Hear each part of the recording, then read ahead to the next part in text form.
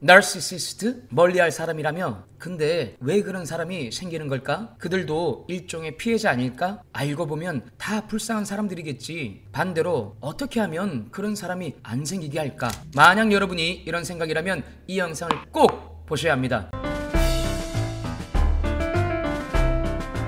안녕하십니까? 여러분의 건강한 삶을 돕는 색달아빠 백주부입니다. 여러분의 좋아요, 구독, 알림 설정은 좋은 영상을 만드는데 무척 힘이 됩니다.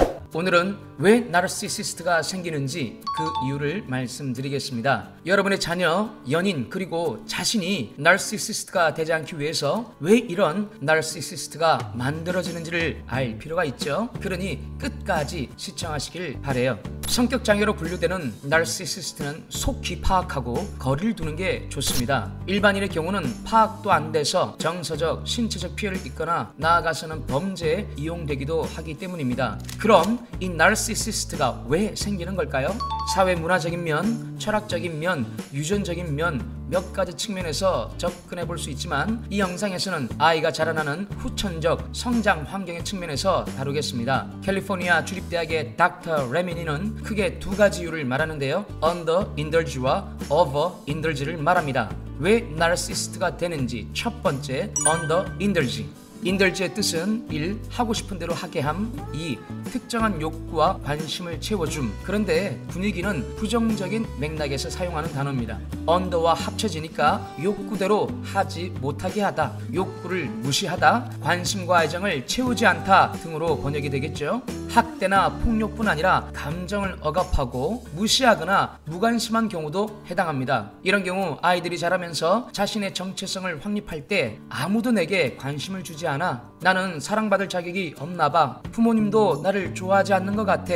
맞아. 그래서 난 좋은 사람이 아닌가봐. 같은 내면의 소리에 시달립니다. 부모님이 싸워도 내가 잘못해서 그런가봐 하고 자신을 학대하는 소리에 괴롭습니다. 인간은 누구나 정당화되지 않고는 살 수가 없죠. 자신이 나쁜 사람이라는 정체성을 갖고는 하루도 살아갈 수 없는 존재입니다. 내면에 나는 수치스러운 존재, 쓸모없는 존재, 그래서 버려진 존재라는 감정을 갖고 누가 살아갈 수 있겠습니까? 그래서 범죄자도 궤변으로 포장하고 합리화를 해서라도 스스로 정당화시켜서 살아가는 겁니다. 마찬가지로 유년기의 아이들도 자신이 정당한 존재여야 살아갈 수 있습니다. 부모나 권위자로부터 핀잔, 잔소리, 구박 혹은 무관심으로 방치되면 아이들은 내면에서 자신을 스스로 정당화시키는 메커니즘을 따릅니다. 부모의 소리를 차단하고 듣지 않습니다. 그리고 내면에서는 낮은 자존감의 상태, 즉 수치의 상태를 버틸 수 없으니 스스로 현실과 동떨어진 세계를 그려갑니다.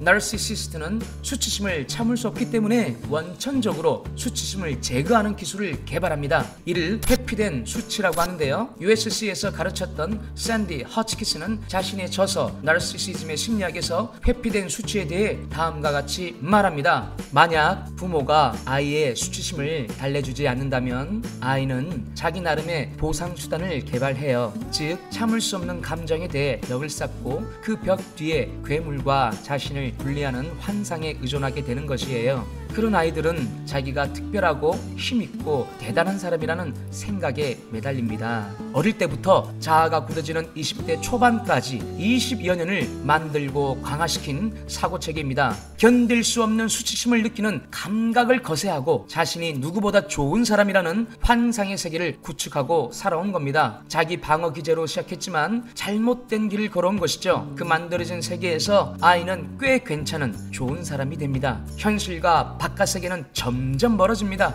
나르시시스트의 특징 중 무감각에 대해서 말씀드린 적 있죠. 자신의 내면 세계에 너무 친화적이어서 바깥 세계, 즉 타인의 생각, 감정 등에 무지하고 무관심하다고요. 여러분, 나르시시스트가 왜 그렇게 자기 환상에 쩔어 있는지, 왜 자기만 특별하다는 특권의식에 빠져 있는지, 왜 잘 듣지 못하고 타인에 대한 공감이 없는지, 왜 그리 수치심을 못 느끼고 염치가 없는지 아셨죠? 그런데 여기서 여러분의 판단력을 체크할 필요가 있습니다. 아, 그런 어려움이 있었구나 이해하는 건 좋지만 판단력이 흐려지면 안 됩니다. 성인이 된 나르시시스트에게 연민을 가지고 마음을 열면 안 됩니다. 영악한 나르시시스트라면 자신의 불우한 성장을 오히려 사람의 마음을 훔치는 도구로 이용하기 때문입니다. 이제는 피해자이가 가해자 어른이 됐습니다. 타인을 배려할 줄 모르고 자신의 이익만 알 뿐입니다. 타인을 공감할 줄 모르고 자신의 아픔이 제일 큰 줄 압니다. 자신은 잘못이 없는데 타인들이 자신을 희생양 삼았다는 환상을 갖고 삽니다. 이제는 약한 자에게는 적극적인 가해자가 되어 누군가를 조종하고 착취하고 자기보다 강한 자에게는 플라잉 몽키가 되어 기생합니다. 이들이 왜 그렇게 됐는지 이해하는 것으로 충분합니다. 굳어진 이들의 사고를 변화시키려 한다든가 연민을 가지며 가까이 하는 것은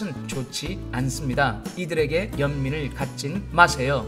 두 번째, overindulge. 이 경우는 욕구를 마음껏 충족시킨다는 뜻이죠. 오버해서 아이의 필요, 관심, 욕구를 만족시킨 경우입니다. 흔히 오냐오냐 응석바지로 키우다 같은 경우입니다. 언더인들즈의 경우처럼 너무 욕구와 관심이 채워지지 않고 자라도 나르시시스트가 만들어질 수 있지만 너무 마음대로 오냐오냐 키우는 것도 강력한 나르시시스트가 되게 만드는 겁니다. 균형 있는 양육이 필요합니다. The Narcissist Next Door의 저자인 제프리 클루거는 찰리 쉰이란 배우를 대표적인 overindulge narcissist로 보는데요. 찰리 쉰은 당시 높은 인기에도 불구하고 괴팍한 언행, 고집불통, 알코올과 마약 중독으로 악명이 이미 높았습니다. 그럼에도 찰리 쉰은 인기 TV 프로그램 두 남자와 2분의 1에 출연했습니다. 제작자 척 로우와 친구 사이였기 때문입니다. 그러던 어느 때부터 둘은 사이가 틀어져 대립했습니다. 찰리는 언론 인터뷰를 통해서 로우와의 다툼을 폭로하고 불량배 쪼잔한 놈으로 비난했습니다. 친구였지만 프로그램 제작자인 로우는 마침내 찰리를 해고했고 찰리는 전국에 방송되는 TV쇼에 나와서 이렇게 말했다고 합니다. 미안하지만 나는 마법과도 같은 사람이에요. 내 손가락 끝에서 씨가 솟아나요. 난 달라요. 아예 다르게 생겨먹은 사람이죠. 심장부터 다르다니까요. 난 특별하지 않은 사람인 척 하는데 질렸어요.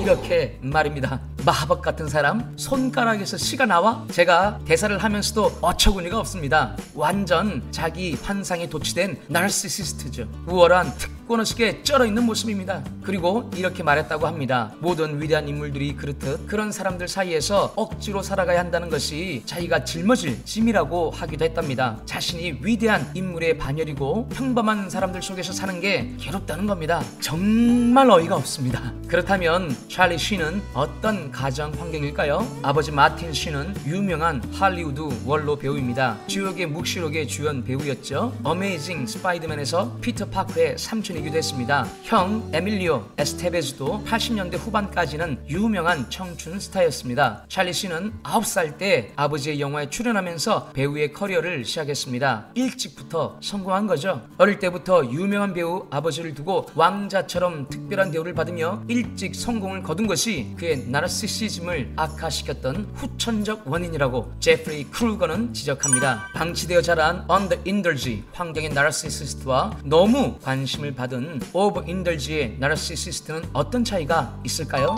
억압되어 움츠리고 자란 언더인들지의 환경에서는 내현적 나르시시스트가 마음껏 자기의 욕구를 표현하고 왕자처럼 특별 대우를 받고 자란 오버인들지 환경에서는 외현적 나르시시스트가 나오기 쉽습니다. 찰리 쉰이 그런 돌출형인 외현적 나르시시스트의 결과물이죠. 한때 교육계에서 왕자처럼 키워야 한다는 유행이 있었습니다. 그래야 아이의 자존감이 높아진다는 이유였습니다. 그러나 그렇게 20여 년이 지나와서 지금의 모습은 과연 자존감이 높아졌나요? 예스 오냐 하고 모든 것을 다 지원해주면 아이는 오히려 망쳐질 수 있습니다. 자기만 하는 극도의 나르시시즘이 강화되는 겁니다. 잘 키우기 위해서 긍정적으로 돼 있는데 무엇이 문제일까요? 그리고 어떻게 해야 할까요? 바운더리 이펙트를 이해하셔야 합니다. 아이가 자라날 때 어디까지 내가 할 수 있으며 어딘가 경계는 넘어가면 안 된다는 의식이 있어야 합니다. 이 경계의식이 바운더리 이펙트라고 합니다. 이 경계를 통해 자신의 권한과 자유를 이해하고 권한을 넘어 일탈을 하고 싶은 욕구가 있어도 선을 넘지 않는 자기 통제를 배우게 배우게 됩니다. 그러나 반대로 경계가 없이 무한 자유를 갖고 자란 아이들은 흔히 말해 선 넘는 사람이 되는 겁니다. 윤리, 도덕, 예의, 범절, 에티켓 그 어느 것도 자기 중심적으로 선을 넘어버리고 무례함을 범하는 사람이 됩니다. 이런 사회적 안전선을 넘어가는 게 심해지면 소시오패스 혹은 범죄자가 되는 거죠. 여러분은 아이를 키우는 부모 혹은 결혼을 앞둔 싱글일 수 있겠죠. 내 아이가 나밖에 모르는 나르시시스트가 되지 않고 건강한 사회인으로 자라기를 원하시나요? 그렇다면 언더 인덜즈로 아이의 욕구와 감정을 너무 무시하지 마세요. 반대로 오버 인덜즈로 아이의 욕구와 감정만을 채워주지도 마세요. 적절한 균형감을 갖고 사랑과 훈육을 병행하세요. 오늘도 당신을 응원합니다. 네, 오늘은 나르시시스트가 왜 생기는지에 대해서 얘기했습니다. 여러분은 어떠십니까? 주변에 그런 사람 있지요? 댓글에 남겨주세요. 서로에게 도움이 될 만한 댓글이 있다면 얼마든지 남겨주세요. 한 영상에 못 담는 얘기들은 계속 시리즈를 만들겠습니다. 자, 그럼 다음에 뵐 때까지 건강하고 활력 있게 지내시길 바랍니다. 감사합니다. 다음에 봬요. 제발. 구독, 좋아요, 알림 설정, 짱짱! 구독자 여러분 화이팅! 화이팅! 화이팅! 화이팅! 가자!